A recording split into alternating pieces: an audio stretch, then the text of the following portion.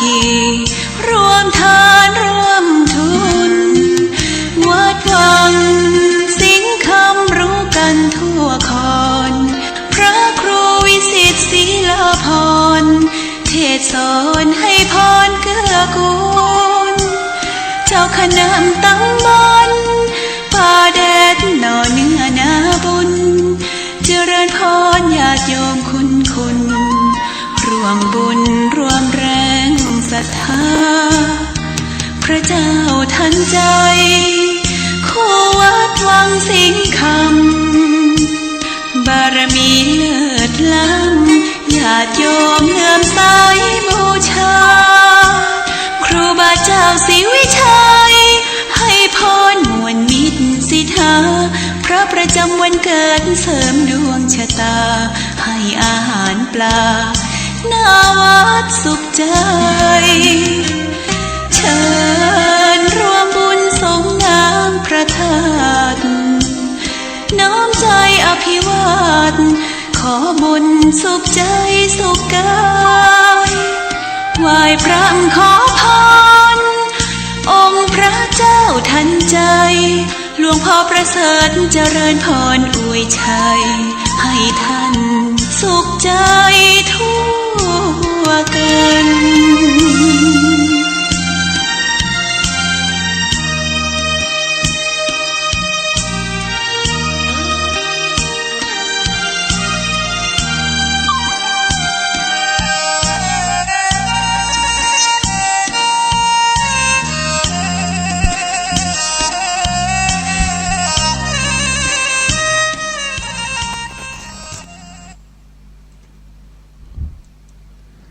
ขอยกมือ10 นิ้วกราบนบนอบน้อม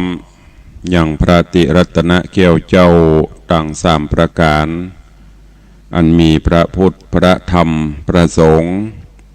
อันเป็นสรณะที่เปิ่งที่เคารพนับถืออันสูงสุดในชีวิตกราบคารวะแตบไตไวสาปุญญาปารมีธรรมพระเดชพระคุณหลวงปู่พระพรหมมงคลที่ปรึกษาเจ้าคณะภาค7เจ้าอาวาสวัดพระธาตุเจ้าสรีศรีจอมตองพระเดชพระคุณหลวงปู่พระเทพโกศลที่ปรึกษาเจ้าคณะภาค7เจ้าอาวาสวัดศรีโสดาพระอารามหลวงพระมหาเถรานุเถระเจ้าคณะพระสังฆาธิการภิกขุสงฆ์สามเณรจุตนจุองค์โดยความเคารพขอเจริญสุขเจริญปรญาติโยมศรัทธาสาธุชนติ่นจองห้องวัดจุหนุ่มเท่าใจยิงขอน้อมต้อนรับทุกท่านเข้าสู่รายการมรดกธรรมคำเมืองต่างสถานีวิทยุกระจายเสียงวัดฝ่ายหินตำบลสุเทพอำเภอเมืองจังหวัดเชียงใหม่สถานีวิทยุวัดป่าแดงมหาวิหารตำบลสุเทพอำเภอเมืองจังหวัดเชียงใหม่สถานีวิทยุวัดหนองกายตำบลสันปัญญางอำเภอแม่แตงจังหวัดเชียงใหม่และสถานีวิทยุพระพุทธศาสนาจังหวัดเชียงรายตลอดจนวิทยุชุมชนเสียงตามสาย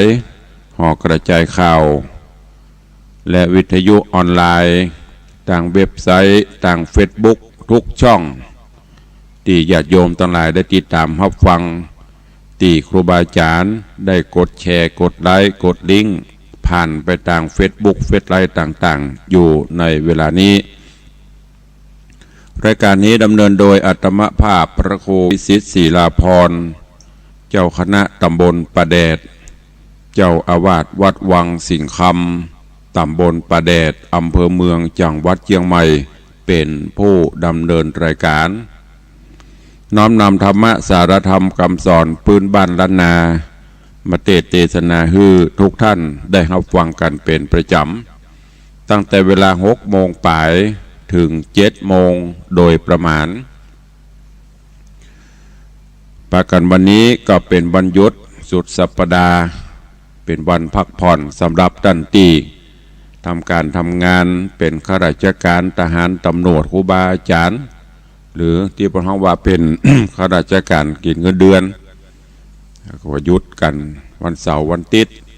ส่วนท่านผู้ใช้แรงงานแรงกายก็ทำกันไปถึงวัน ก็ขอวันนี้เป็นวันแห่งความสุขของทุกท่านเนอะเวลาขณะนี้6:00ป่าย6:08 9 นาทีแล้วยังไผยังบัดตื่นไผยังบัดลุกตื่นกันได้ลุกกันได้ละเนอะรุ่งอรุณวันใหม่มาถึงแล้วแสงเงินแสงทองจับขอบฟ้านกหนูกาไก่ออกล่าหากินเฮามนุษย์เดินดินก็ต้องปฏิบัติกิจภาระหน้าที่ของทุกท่านก็ขอให้ได้ทำการทำงานทำหน้าที่ต่างๆด้วยความสุขบานหวั่นใจเนอะก่อนที่จะได้เทศนาธรรมวันนี้ก็มีข่าวฝากประชาสัมพันธ์ให้ญาติโยมทั้งหลายได้รับฟังได้รับทราบร่วมโมทนาบุญวันนี้ทางคณะสงฆ์ตำบลคณะสงฆ์ตำบลสันทรายหลวง หรือว่าหน่วยอบรมประชาชนประจำตำบลสันทรายหลวงก็ขอน้อมเชิญชวนญาติโยมศรัทธานาบุญทั้งหลายเนอะร่วมฟังพระธรรมเทศนามหาจัดวันนี้เป็นโครงการของหน่วยอบรมประชาชนประจำตำบลสันทรายหลวงณที่วัดสันทรายหลวงเนอะวันนี้ตุลุงก็จะได้ไปโปรดเมตตาเทศมหาจัดกันกูมาลบันคือพี่น้องต่างสันทรายหลวงได้รับฟังกันเวลาบ่าย3:00 นปะกันที่วัดสันทรายหลวง แล้วก็ที่วัดตาไคร้ตำบลแม่สาอำเภอแม่ริมก็มีงานทำบุญสืบชะตาหลวงทำบุญครบรอบอายุวัฒนมงคลวันเกิดของท่านเจ้าพระไกรสอนกิติเวทีพระนักเทศน์พระนักพัฒนาที่วัดตาไคร้ตำบลแม่สาอำเภอแม่ริมเนอะตั้งแต่เวลา9 โมงมีพิธีสืบชะตาหลวงเช่นเดียวกันก็ขอน้อมเอิ้นเชิญชวนญาติโยมศรัทธาไปร่วมโมทนาบุญกันถึง วันนี้ก็มีศาสนกิจที่จะต้องไปในการปฏิบัติงานก็เข้ามาสู่ในเรื่องราวของจักรเข็บหัวแสงที่ได้นำมาเทศนาคือกับท่านทั้งหลายได้รับฟังรายการก็มีถึงวันเนอะ6:00 นซะหน่อยเป็นต้นไปถึง7:00 นบางวันก็จะเป็นเทปแตนพ่องดังที่ได้แจ้งให้ญาติโยมทั้งหลายส่วนวันเสาร์วันอาทิตย์หลังจากที่ได้ปะกับรายการของท่านทนายปอจบลงเขาก็มาปะรายการของตุลุงในวังตะกี้ก็เช่นเดียวกันฟังรายการกฎหมายบ้านเมืองกฎหมายสาระน่าหูที่ท่านทนายปอได้นำมาเล่ามาอู้ให้ฟังก็เป็นสาระเป็นประโยชน์เช่นเดียวกันหลังจากนั้นเขาก็มาฟังน้ำฟังธรรมกันจักรเข็บหัวแสงในตอนก่อนได้ลำดับมาถึงหลังจากที่2 กุมาร ศีละวรรณกุมารกับกุลวรรณกุมารได้ไปรับอาสาเฝ้าแก้วพิเศษแก้วที่ส่องแสงประกายบนหอปราสาทก็ได้อาสารับจ้างเฝ้าเป็นระยะเวลาผ่านโป้นไปได้ประมาณ2 ปีบ่มีเหตุการณ์อะไรอย่างเกิดขึ้นสักอย่างผ่านโป้นไปโดยความเรียบร้อยดีงามถึง2 เก่าแม่ย่ามาอยู่ตัวดูแลปัดปูกันพัดเปลี่ยนกัน2 พี่น้องบางเตื้อก็อ้ายอยู่เฝ้าเมื่อคืนน้องเฝ้าเมื่อวันบางเตื้อก็น้องเฝ้า เมื่อคืนเมื่อวันสลับซับเปลี่ยน2 พี่น้องกันไปผ่านไป2 ปีบ่มีอย่างเกิดขึ้น โอ้แต่จู่ๆนี่อยู่วันหนึ่งก็มีกาได้บินมาคงจะถึงกาลเวลาเป็นกรรมเป็นอย่างมาตันบ่ฮู้กาได้บินมาจับอยู่ใกล้ๆกับตียอดผาศาสตร์ที่แก้วติดอยู่ทัศศีลวรรณกุมารก็ไล่ตบมือจะได้ก็ได้ก็บละไปบหนีเอาอย่างยิงไปมอกเฉียดไปก็บ่ไป บหนีเนี่ยจะได้ใจปึกปักแล้วคำนี้เอากูจะเนี่ยจะได้ดียิงไปเฉียดไปเฉียดมามันกำไปตัวอื่นๆนี้เปิ้นแค่ไล่แค่ตบมือบได้กับบินหายแซบอันนี้เนี่ยได้กะเหี่ยวก็เลยตัดสินใจโกงยิงไปแหมกำกาสำลบแล้วก็บ่ฮู้ด้วยเหตุผลใดพลาดลูกโกงดันไปถูกใส่หน่วยแก้วตีศาสตร์ส่องแสงตัวเมืองปาลานโอ้โดนโกงบบหน่วยแก้วก็ลุดตกลงแตกแล้วและแล่น กำนี้ปีอ้ายคำใจคนเก่าศีลวรรณกุมารก็โอ้ตกขป่ายืนกึกเอาอย่างเงี้ยจะได้เหงื่อไหลใครย้อยแล้วคันนี้แก้ววิเศษของเปิ้นเฝ้ามาได้2 ปีบ่มีอย่างวันนี้ตกลงมาแตกมาย่อยหมด ตอนนี้ไปโดนแน่ตอนตะกำโอ้พลังพญาเจ้าเมืองจะใส่โตดใส่ตาเฮาพลังได้ตายความแน่เป็นผีแก้คำนี้ กึดไปสปะสปันมือกระสันดึกนี่อย่างบัดหุกอันเนี้ยว่าเปิ้นว่าเฮาถ้ามันมีไอ้อย่างที่มันพลาดไปโดยบ่ได้ตั้งใจอย่างมันเนี่ยมันตึงใจสั่นวันไหวเจ้าบ้านเจ้าเมืองหูหันจะอี้ปากันโคตรปากันเกียดนะจะรุมทำลายจะอย่างต่างๆอย่างที่เฮาหันนะแม้แต่สถานการณ์ปัจจุบันนี้ก็เหมือนเดียวกันมันอันดับแรกนี่มันได้คิดว่าเป็นเพราะอันอย่างบัถามละก็จะปากันรุมทำลายทำอย่างเรื่องราวในตอนก่อนมาถึงตัดที่นี่เวลาหมดลงวันนี้ก็มาฟังกันต่อว่าจะเก็บหัวแสงจะเป็นจะได้เจิญญาติโยมศรัทธานาบุญตั้งอกตั้งใจฟังในตอนต่อไปอันเป็นตอนที่9ณโอกาสบัดนี้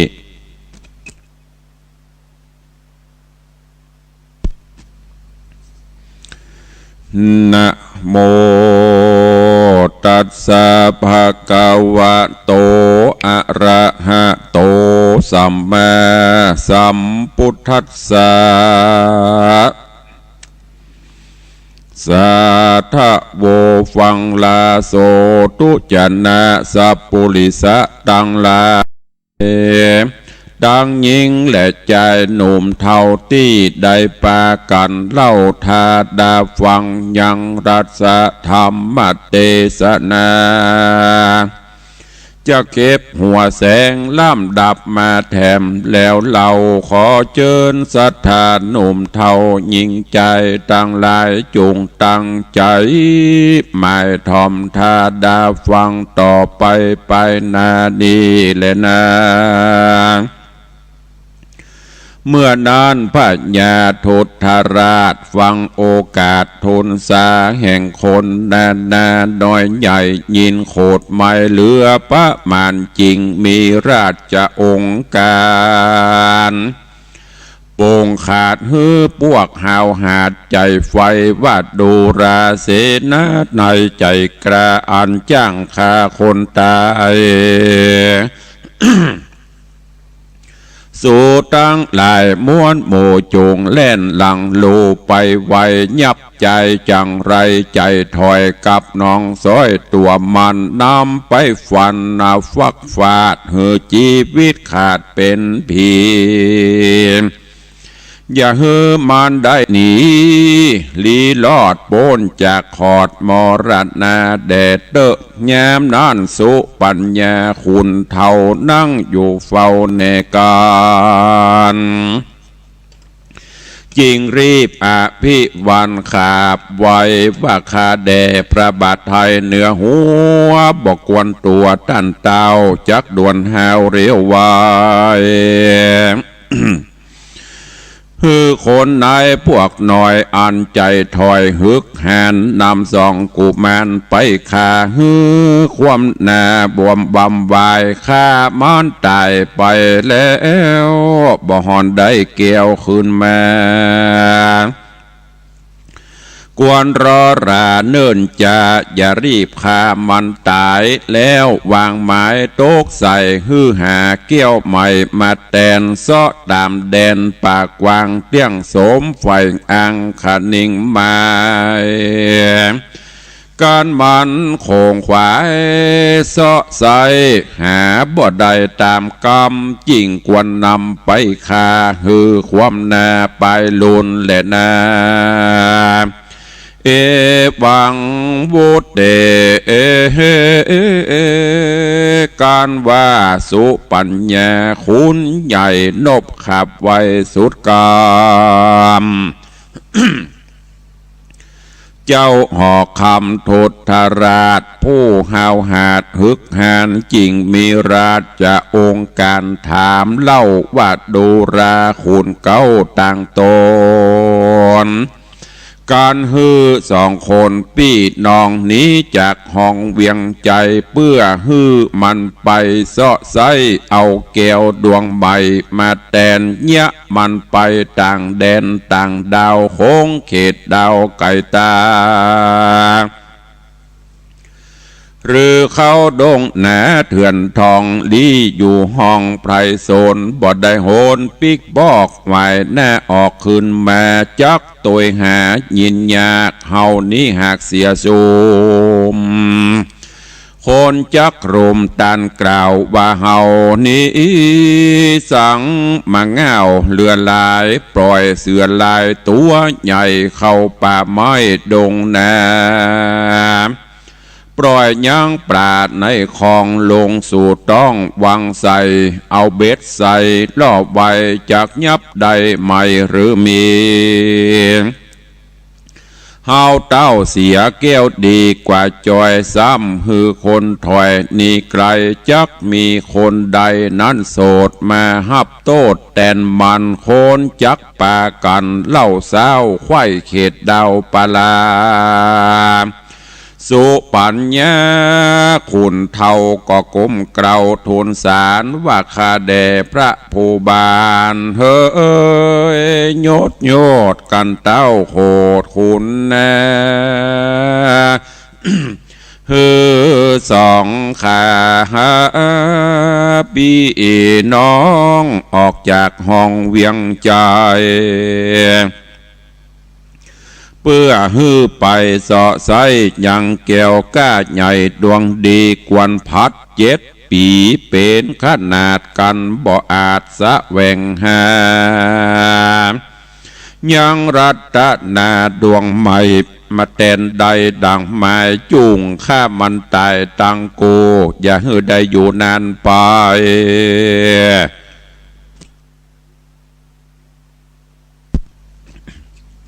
หรือมันนี่ไกลแสนโยดเพื่อหือโปนโตดต่างตายบ่มีหมายจักปอกไว้แน่ออกขึ้นมาขอมหาราชเจ้าโตนเป็นเก่าเหนือหัวจุงยับตัวแห่งคาอย่าได้จ้าเร็วไวนาแล้วนำไปฟันฟาดเหือจีวิตขาดแตนมันเจ้าขอจันหยดยาวฟังกำกล่าวทุนสาแห่งคุณต่างตาผู้ใหญ่ขนิ่งไข่หันตาลก็เร็วปานโป่งขาดหือพวกหาวหาดใจไฟนำซองสายใจกำพระมาอยู่ต่อแน่บัดเดียวก็มีหันและนา มือนั้นตุทราชเจ้าฟ้ามานะกล้าใจไฟโกธาในไม่เดือดยังบ่เหือดบางเบายังบ่เหือดเบาบางจริงรีบบางโป้งขาดแก่สองหน่อยนาดบุญมีบาสู่เครื่องขี่กันอยากทุกลำบากอนาถากูนำมาเลี้ยงไว้ฮื้อสูได้เจยบานสุขสำราญลำยิงมีจุสิ่งจุอันสูป้อยปากันเงียหายเอาตอบใส่แตนกูนกูกำหนุนเป่าจอยกุนบ่หอยตัวมาโตดนำนาลายหลากที่เตะหากเถิงตายกูก็บ่หมายจักขาฮือความนาเรียวปันสู้จุงปาการรีบหาวออกจากดาวปาลา พัดเจดวาสาเป็นขนาดกูวางขาดเป็นหมายเฮือสู่ไปคงควายเสาะใสเอาแก้วใหม่ใส่สีมาแตนเกี้ยวดีดวงเก่าหือใสบ่เศร้าสะมือกันมีรัศมีวันส่องตองไปไขว้ห้องปาลาการว่าเจดวาสาครบไข่สูหาบทใดตามกรรมกูจักนำไปฆ่าหือความนาเป็นผีหรือว่า7 ปีมาหอดสู่ไปลีจอดแดนไกลบ่ใส่ใจจักปอกหมายหน้าออกขึ้นแม่กูจักฆ่าขุนต่างตาผู้เท่าแดนสู่เจ้าต่างสองจะเล่นนา ตีนาสองกุมารกำพระฟังเจ้าฟ้าปั่นไม้เป็นตุกหลายนักเก็บบ่จ้างเกสันได้จริงตัดใจขับไว้หับขามใดอาสาปฏิญญามันเตียงบ่บิดเบี่ยงเสียกรรมรีบยกมือตำตั้งเกลาลาเต้าเจ้าบัดเดียวแล้วรีบเรียวกราบรากลงไปจะลงมาจากหอจันแล้วปากันไปสู่ยังที่อยู่เกหาแห่งคุณต่างตายดใหญ่ยกมือไว้อัญจุลีใครว่าเตบอกเราว่าข้าเดพ่อเจ้ากุณนะข้าตั้งสองข้ากำพระบ่ได้ความแนบบำวายก็ว่าย้อนป้อนนายช่วยไว้ข้าจริงใดสวดสดีกุลป้อมีมากกวางบ่อาจอังกันนาข้าสองข้าพี่น้องจักออกเดียวต้องภายผ่านโดยเร็วปานรีบหาวไปสู่ดาวแดนไกลถึงดงไพรป่าไม้เพื่อเสาะใส่สะแวงหายังรัตนาภาเสดวันนาเลิศใสสีมาแตนเกี้ยวดีดวงเก่าตามอาจญาป้อเจ้าปารากันเจดวัดสาดาไข่ยังหาบทใดดังไม้ก็จักพันภายปีกปอกไหวหน้าออกขึ้นมาเฮ้อเจ้าปาลาธิราชได้ฟักฟาดแต่งฟันบ่หือโตดตันมาป้อตกใส่ป้อองคามการไขกรรมเสียงขาดสองหน่อยนาดคำใจก็รีบพันภายเตี้ยวต้องไปสู่ห้องเฮือนโตนรีบเรโรนบอกเล่าแก่ญาเท่าตามมีก็มีหันเลยนะสาอายิกาส่วนอายิกาแม่ญาเท่าฟังสองเจ้าไข่ปานโอ อกเป็นควันเอาไม้ห้องร่ำให้ไข่จาบาสันได้จาลูกเต่าวิบากเก่าลวงหลายป้อแม่ตายพรากนาตกเป็นกำพร้ายามแดงโศกตกแฝงหลายหลากได้โป้นจากต่างผ่านสุขสำราญบอดจ้าวิบากกราหึกหนาป้อยโดยมาตอบสายหือได้ฮ้อนให้เหลือลายเตียงจากได้ตาหายโมยมอดบ่ได้รอดนานไปแย่เท่าไข่รำถอยมีบ่น้อยหลายประการส่วนสองกูมานาพี่น้องตุกสุกดองถนัดใจเครื่องขัวใดกวนใจเก็บเมียดไว้ตามมีแล้วไขว่าเตบอกเล่าว่าลาแม่ญาติเท่าว่าขาสองขาพี่น้องจักไปสู่ห้องแดนไกลขอใส่ใจเจ้าแม่จุงอยู่แก่เกงหาอดรอราอยู่ทาบ่เนิ่นจ้าเหิงนานก้อนว่าได้แก้วเจียงคานดวงใหม่โสมใจไฟขะนิ่งหมายจักรีพันภายปิกปอกไว้นาออกขึ้นมาการไข่จ๋าเสียงถอยส่องอ่อนน้อยคำใจก็รีพันภายกระพรากออกไปจากเฮือนโตนโดยเรโรนรีบหาวเพื่อไปสู่ดาวแดนไกลก็มีขันแดดนาเตอุโภอันว่าสองคำใจปีน้องออกจากห้องเกหาตามกำป้ามาจัดก่อนหากยีสอนนำตังอืดครางร่ำถอยน้ำตาย้อยลามลายเหตุอะไรเนี่ยเท่าจักอยู่เปล่าเดียวได้สองคำใจเหลียวพอบินหน้าต่อลายตีจริงได้เตียวหนีละพรากออกไปจากกองตาก้อยไกลกลาจะใจตามตั้งไตพันภายบ่เมินหลายก็ออกไปนอกเวียงใจน้องเตรียมใจแห่งเจ้าจริงตันเล่าไขจาว่าพาตาเหปีงอาเฮากวนรีบไปปาน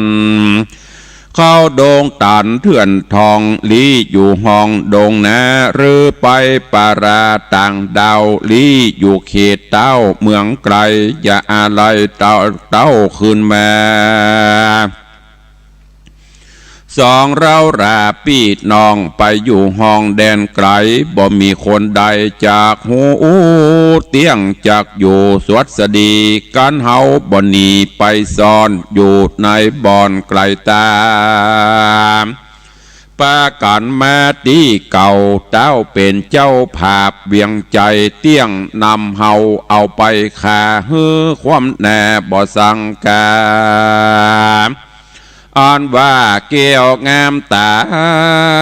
รัศมีอ่านว่าเกี่ยวงามตาวิโรธรัศมีจอยโจดไรเรืองส่องควายเมืองนั่นใสตั้งแต่ไทยเดิมมาไผ่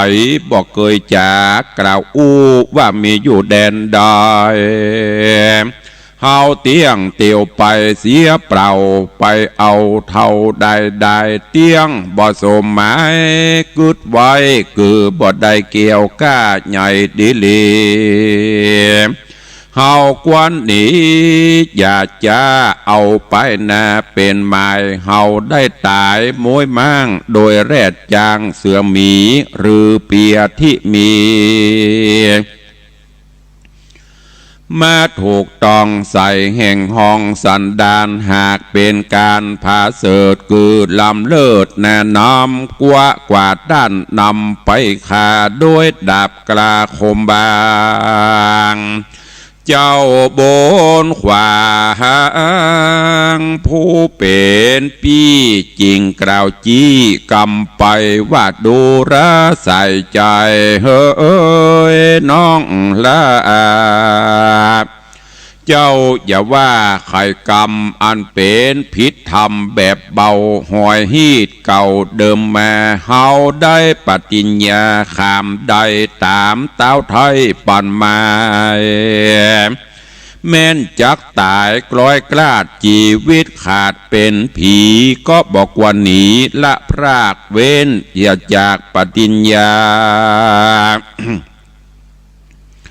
สัจจะวาจานั่นใสกวนเมียดไว้กับตนจักเป็นมงคลพาเสดหือบังเกิดสวดสดีการเฮาหนีหลีกลี่อยู่เสียที่แดนไกลบ่ใส่ใจจักปอกไว้หน้าออกขึ้นมาเถิงเจ็ดวาสามาไข่ตนเต้าไทยผู้บานเตียงจักฮือโขนหานใจเศร้าข้าขุนเท่าแตนเฮาบาปบ่เบาจะถอยจักติดจ่องห้อยเหล่ารา เหตุว่าพ่อขุนต่างตานั่นใสมีกุลใหญ่เดือนลายขอคำใจน้องจันอย่ากึดหมิ่นสันลืมบุญกุลบ่เป็นบุญแต่โสดมีแต่โตดโดยมาแม่นเราราโมโอบโมบ่ได้อยู่เป็นคนก็ขอฮือโต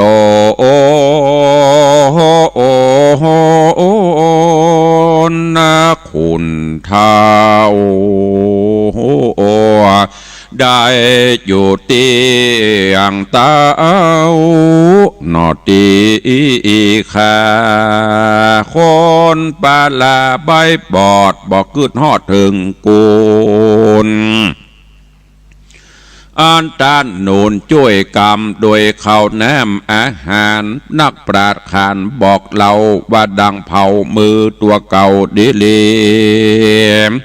คนกาลีหยาบหายบ่หูตอบใส่แตนกูลปางไปลุนเมื่อซอยยอมตำก้อยมองขีส่วนคนดีนั่นใส่ย่อมเมียดไว้ในใจคือคนใดช่วยกรรมโดยเข้าน้ำเงินด้วยเข้าน้ำเงินคำมากนานำหรือน้อยบ่ฮือตกถอยหายสูญบ่ลืมกุลด้วยง่ายย่อมตอบใส่ตามมีเตี้ยงจักเป็นดีไปนาบ่ตำจ้าตกผ่านกุละวันนะกุมารน้องซอยจริงตอบถอยไขจ้าว่าปี้เตรียมตากล่าวอูข้าหากหูหันตานเจ้าว่าเฮาจักปากันเตียวตองไปสู่ห้องแดนใดจริงจักสมใจได้เกี่ยวว่าดวงเลิศแล้วไรเรืองจักไปตามเมืองน้อยใหญ่หรือเข้าป่าไม้ไผ่โซน หรือเมาวนซอสอดดังคนตาบอดเตียวต่างคนตาฟังเมาเหล่าคนหลงเหล่าไพรโซนเต้าพัดเวียนบนเปล่าจอยบ่สมไฟหอยคะนิ่งหมายตนคำใจผู้ปี้จริงกล่าวจี้จะคายว่าปี้ขนิ่งในสอดดันกุดที่สั้นลายแสงว่าเกี่ยวและแสงพาเสดมีกุลเลิศกวนเมืองวันนะเรื่องใสส่องบ่มีในห้องราชธานีกันว่ามีมาก่อนบ่ว่าอยู่บ่อนเมืองใดค โคนย่อมไข่กล่าวอูฮือได้หูขี่แย่อันว่าของนานาวิเศษเตียนย่อมมีในเขตหิมปานคนสามานต่ำไตบ่หอนใดไปหันมีแต่จีโดงตันบุญกวางปั๊มเป่งสร้างปาละมีทะรงยันดีจบเป้จริงได้หันของวิเศษนานากวนเราราเตียวทองเข้าเถื่อนทองโดงรีกันบุญมีมาฮอดเตียงได้ปะยอดตาปะสา ก้อยไข่จ๋าถามทีฮือหูตี้ต่างไปเตียงจักสมใจกึดไฟได้เกี่ยวก้าใหญ่กุนหลวงกุนหลายปีบุญภายกล่าวอูน้องก็พรำหูหันตันก็ปากันละพรากเว้นเสียจากต่างเตียวเข้าดงเขียวเถื่อนทองไปสู่ห้องหิมปานก็มีวันนั้นแหละนะนิติตังขีญาสั่งวันนาวิเศษจะห้องเหตุธรรมเทศนาจะเข็บหัวแสงก็บังกมสมเรศเดชวันนี้ญาติโยมศรัทธานาบุญทั้งหลายก็ได้สดับรับฟังธรรมเทศนาเรื่องจักเข็บหัวแสงจบไปแห่มตอนหนึ่งอันเป็นตอนที่9เรื่องราวอันเศร้าซ้อยได้มาข่อยมาเติงสองกุมารนับตั้งแต่ไปอาสาฮับเฝ้าแก้ววิเศษประมาณ2 ปีผ่านพ้นไปไม่มีเหตุใดๆเกิดขึ้น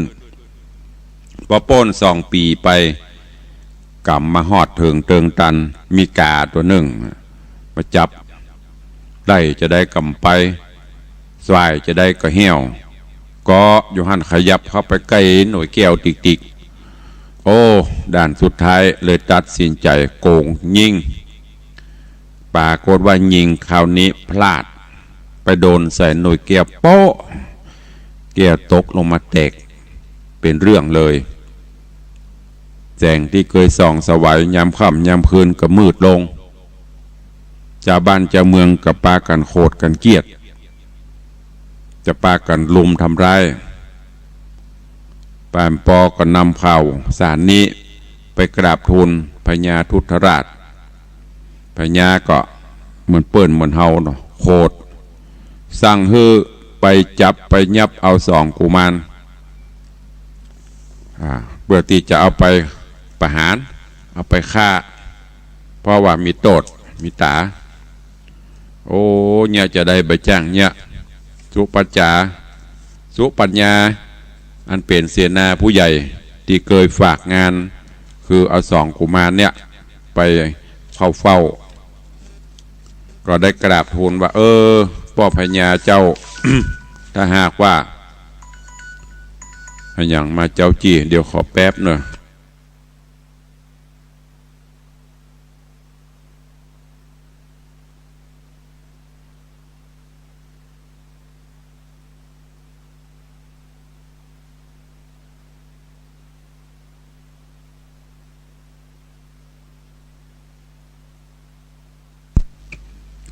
โยมโทรศัพท์รายงานเข้ามาว่า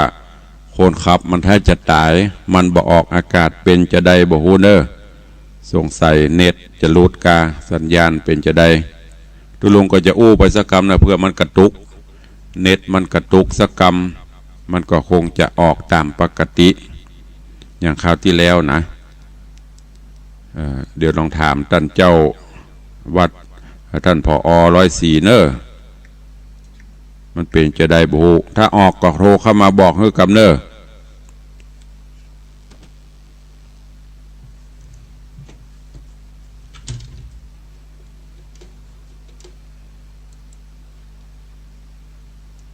มันเป็นจะได้บุออกหรือยัง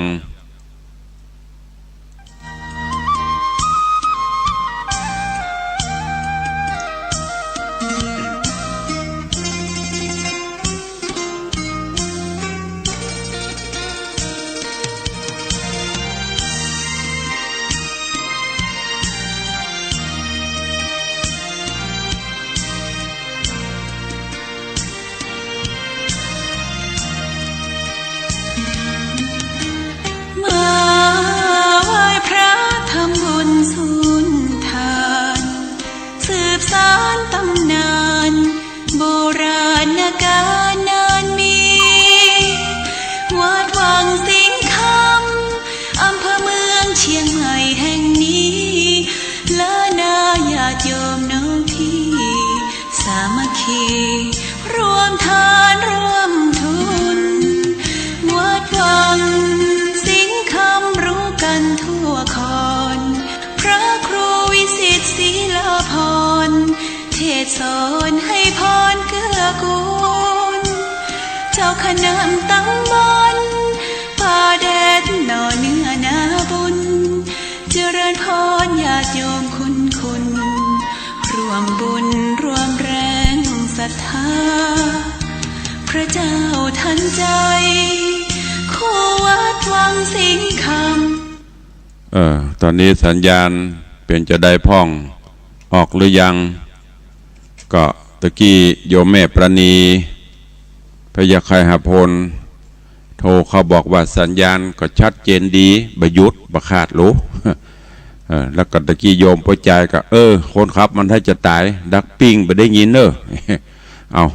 ตกลงแล้วเป็นยังไงแน่ออกกับบอกขอสัญญาณส่งมาอีกครั้งทีสัญญาณเป็นจะได้ออกก่อนฮัลโหล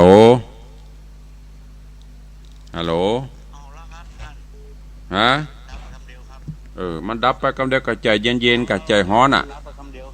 ก็จะไปใจฮ้อนกับตุลุงก็เลยสเปะดับไปหมดเลยรอสักกั๊มถ้ามันสัก5 นาทีมันดับ3 นาทีเนี่ยแสดงวันนี้มันอาจจะเน็ตสะดุดเนอะปอละปัดโทรละได้ยินละก็เดี๋ยวก่อนอันนี้เนอะปิดก่อนฟังโทรจ้ะอันบัดทีมันดักปิ้งนี่ปดตลละละเนาะอันที่บอกเงโทรนี่บัดโทรนะก็เดี๋ยวก่อนจะบอกหมอกต่อไปสรุปก่อนเดี๋ยวฟังโทรแต่มาดีแล้วก็ฟังต่อไปถึงไหนละลืมไปหมดละฮันเนี่ยมันไม่มีสลิปนะมันจะมีสคริปต์มันจะถ้ามันหยุดแล้วมันจะไปตึงระบบมันไปหมดถึงไหนละไปยิงไปเฝ้าอันแก้วกามาซับใส่เอาโก่งไปยิงแก้วตกลงไปเหี้ย ก็เป็นเรื่องเพิ่นจะสั่งประหารสุปัญญาผู้เฒ่าคืออมาตย์ที่นำเอา2 กุมารไปก็กราบทูลว่าท่านเจ้าป่อพญาฆ่าคนฆ่าอย่างหรือจะเนี่ยอย่ามันง่ายอย่างเอา2 กุมารไปตัดหัวมันก็บ่เมินตัดกระเดียมก็จบข่าวข้าพเจ้าหันว่าควรที่จะให้เขาแก้ตัวโดยวิธีไปเสาะหาแก้วมาแตนแก่นที่มันแตกไปถ้ามันแตนได้ก็ยกโทษยกตาอภัยไปถ้าแตนบ่ได้ก็ก้อยว่ากันพ่อพญาก็บอกว่าเหมือนอย่าปล่อยเสือเข้าป่าปล่อยป่าลงหนองลงน้ำกะเพราะว่าเรามันไปแล้วมันแบบปีกโลจะเนี่ยจะได้จะไปซ่อหาที่ไหนเสนาผู้ใหญ่ก็บอกว่ามาเป็นยังพัดกำหนด7 ปีไปซ่อมาถ้าบ่ได้กับปีกมาถ้า2 กุมารบ่ปีกมาข้าบาทเจ้ายอมถวายตัวถวายหัวแตนข้าพระบาทเจ้าแตนได้เมื่อเป็นเจ้าอี้พญาเจ้าเมืองทุทราชก็ตกลง2 กุมารไปโดยกำหนด7 ปีแล้วก็บอกว่าเจ้าทั้ง2นี่ไปเลยไปเสาะแก้วมาแตนเนอะ7 ปีถ้าเสาะบ่ได้มีโทษตายถ้าบ่ปีกมาข้าก็จะฆ่าเนี่ยอมาตย์ผู้ใหญ่ที่ช่วยสู่เจ้า2 คนแตนโดนไม้ตายตึงขึ้นตึงล่องก็ปากันยอมรับแล้วก็กราบทูลลาไปลาตึงไม่เท่าไม่เท่าก็ให้หอนบนทุกเนี่ยจะช่วยหลานถึง2ได้ไปลาผู้ใหญ่เสียหน้าผู้ใหญ่ที่ช่วย คือสุปัญญาจากนั้นกับปากันออกบ้านออกเมืองไปตามป่าเขาลำเนาภัยไปต่างน้องก็ว่าพี่เหยบัดทับปีกแล้วพุทโธออกมาไปปีกไปอย่างหนีเลยแต่อยู่ต่างบ้านต่างเมืองพูดไผ่ตื้อหมูจากเขาบัดทับปีกมาแล้วปีกมาก็ตายไอ้หวังตายแน่เนี่ยจะได้ พี่บอกว่าบ่ได้น้องเหยสัจจะวาจานี่เป็นสิ่งสำคัญศีล ที่เฮาฮับมาเนี่ยที่เฮาปฏิบัติมาจะไปขึ้นมาได้ปุดได้ขาดยิ่งสัจจะวาจานี่สำคัญและยิ่งเฮาบ่ปิกมาเนี่ยเสียสองต่อนะผู้มีพระคุณเฮาโดยเฉพาะอำมาตย์ผู้ใหญ่เพิ่นเคยช่วยเหลือเฮาหรอสุดท้ายก็จะต้องโดนหมดบ่ได้อันก็ได้เมื่อเป็นจะอี้กลับไปเซาะ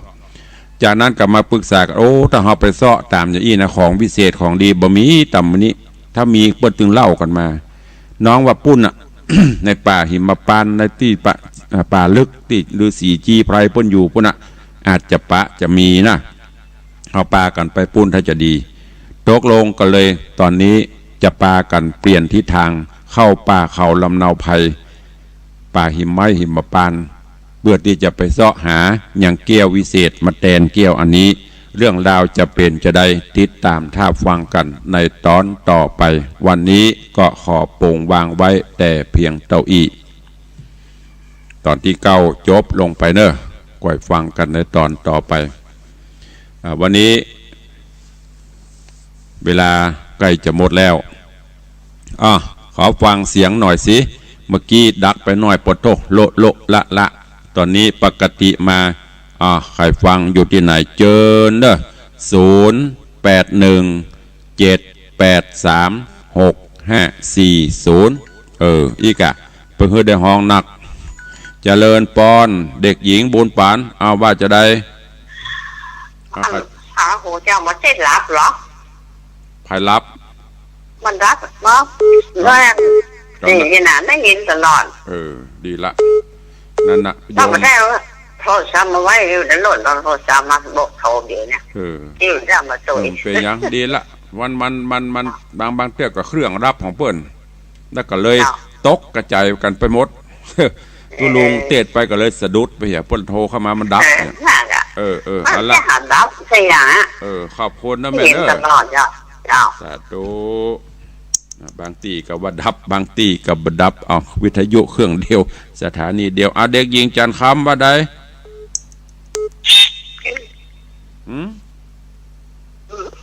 บดับแล้วเจ้าบดับก็ดีแล้วเนาะฟังได้ตลอดแม่ยิงตลอดขอบคุณเด้อแม่มอนก็ว่าบดับที่ไหนดับแหมพ่องมันอาจจะอย่างก็อาจจะเคลื่อนไปสักกรรมพอมันเคลื่อนมันอาจจะเว็บโยมกับฟังไปกำลังม่วนเนาะเพื่อนกับหวังดีโทรเข้ามาแจ้งตัวลงกับปึ้งนะโอ้ดักปิ้งเขาได้อู้คนเดียวก็เห็นบ่แม่ปานีว่าได้บดับเจ้าเอาละบดับก็ดีแล้วเจ้าบดับเลยเนาะดีเจ้าขอบคุณสาธุเจ้าประกาศเจ้าแม่ปานีกับบดับของไผ่บดับแหม3 สาย4 สาย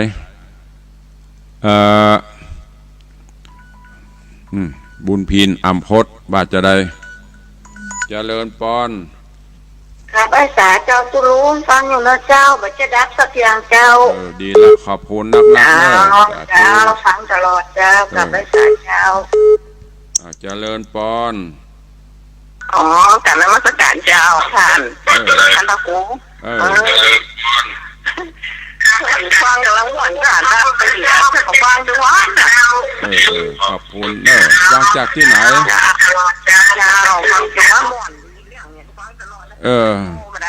ฟังจากที่ไหนอีแม่บปิดวิทยุตัวเนอะฟังกันไปบอกหูเรื่องเลยหยึกอ